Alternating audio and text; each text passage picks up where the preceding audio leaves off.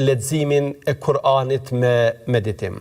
Pra, jo çfarëdo leximi, jo lexim të thjesht, madje jo lexim për të përfituar sevape, por lexim të thellë, lexim me meditim.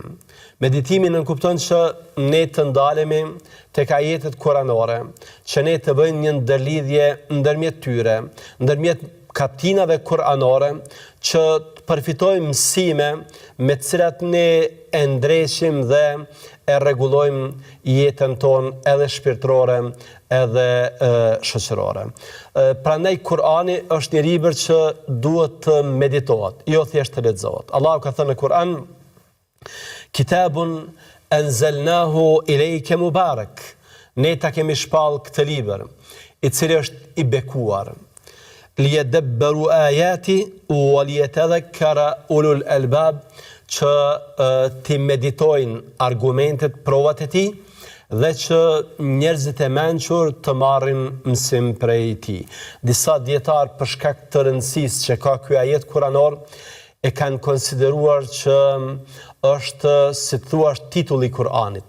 Nëse po supozoj Kur'anit do t'i kishim vënë një titull, atëherë ky ajet kuranor nga kaptina Sad është pikërisht ajeti që meriton të jetë titulli i Kur'anit.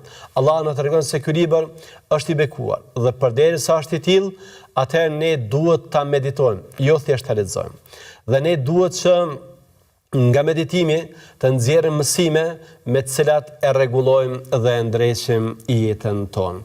Ne duke medituar Kur'anin, arrim në përfundimin se Kur'ani është libri i Allahut, nga se një libër që është i kthill, që është i përsosur, një libër që ka këtë rregullim, këtë nëse mund ta quaj sinkronizim të çdo gjëje, nuk mund të jetë ndryshe vetëm se prej Allahut. Ka thënë Allah: "Efala yatadabbaruna al-Qur'an, walau kana min 'indi ghayri Allah, lawajadu fihi ikhtilafan kathira."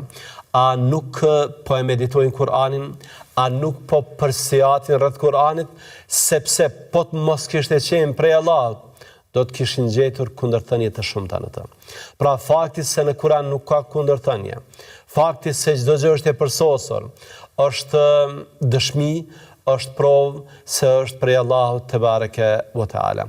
Dhe ne kemi nevojë të nderuar vëllezër që ne ta meditojmë Kur'anin në mënyrë që ta ndryshojmë veten tonë.